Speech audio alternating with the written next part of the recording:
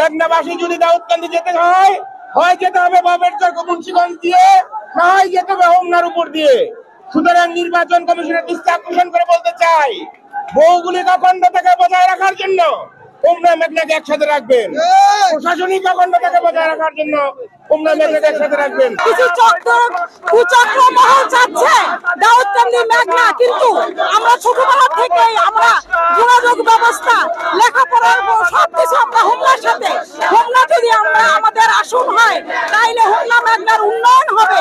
আমরা স্থিতিশীল করেছি, তাই আমাদের প্রবাসীদের প্রাণের দাবি যে হোমনা মেঘনাকে এক করে আসন